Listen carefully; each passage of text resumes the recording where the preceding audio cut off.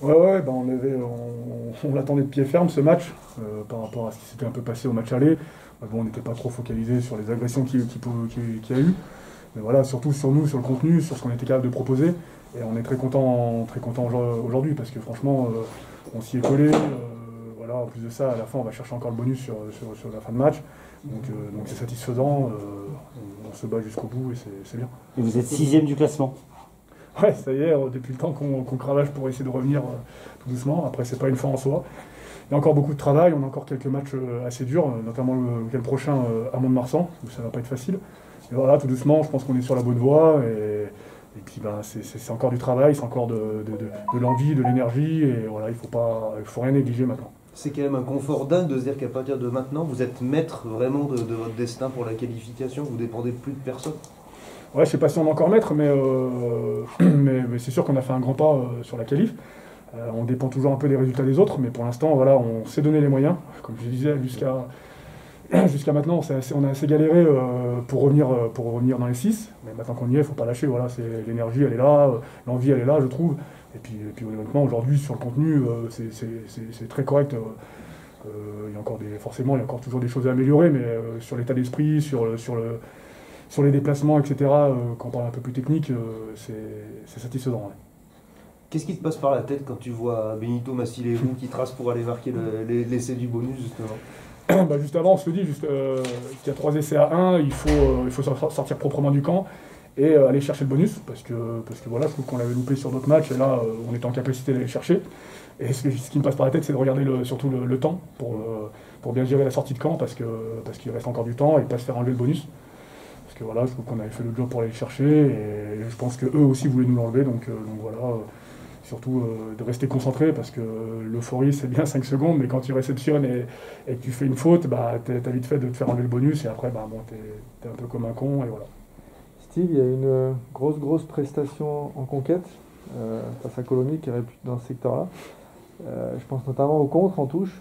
C'est quelque chose que vous aviez ciblé, travaillé spécifiquement avant ce match où vous leur avez piqué pas mal de ballons? Non, pas spécialement.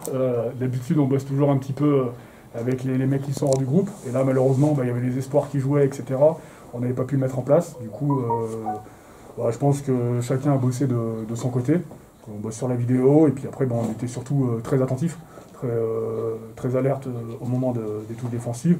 On a très bien lu ce qu'ils nous ont proposé. Et voilà, c'est cool que ça marche. Est-ce que vous aviez en tête, avant de jouer ce match, tous les résultats précédents dans la journée qui vous étaient tous favorables et je ne veux pas dire qui vous offraient un boulevard parce qu'il fallait gagner le match, mais c'était vraiment un scénario idéal, quoi? Ouais, bien sûr, bah, je pense qu'on n'en a pas parlé entre nous, mais bon, chacun regarde les matchs, les résultats. Nous, on est plutôt resté concentrés sur nous. Là, depuis quelques temps, c'était vraiment très important de plutôt rester concentré sur nous. Puis de toute façon, on peut compter sur personne pour aller chercher la qualif. Et donc voilà, alors, c'est sûr que les résultats sont favorables. Mais déjà que nous, notre contenu soit très bon. Puis après, voilà, on verra ce qui se passera. On fera les comptes à la fin. Mais déjà que nous, on performe et après, on verra. C'est une nouvelle victoire dans la période hivernale qui, ces dernières saisons, c'était celle qui vous réussissait le moins. Comment tu expliques que cette année, bah, c'est là où vous êtes le plus performant, finalement? Vous avez pris quasiment autant de points en hiver qu'avant, quoi.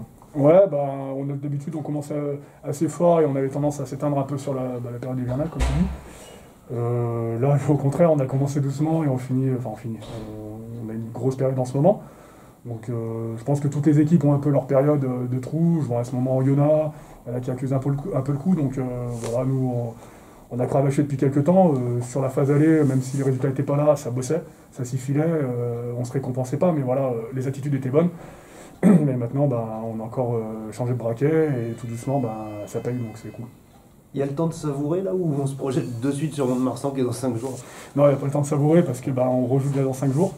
Et après, on a une semaine de vacances. Donc à partir de là, on savourera. Mais là, vraiment, on est focus sur Mont-de-Marsan. Alors bien sûr, on boit une petite bière ensemble, c'est important, hein, parce que des saisons comme ça, où c'est galère en début de saison, il faut être capable de se rendre compte de ce qu'on fait.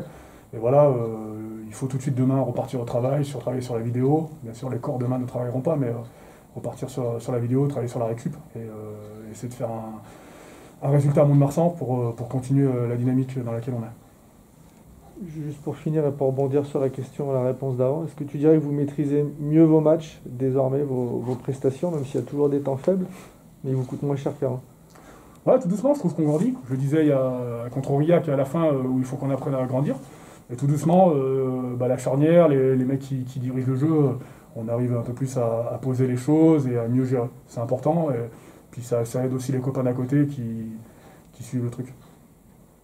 Qu'est-ce qu'il faut qu'on fasse? Il faut qu'on fasse des pins Steve Blanc-Mapaz à la boutique en gris-gris.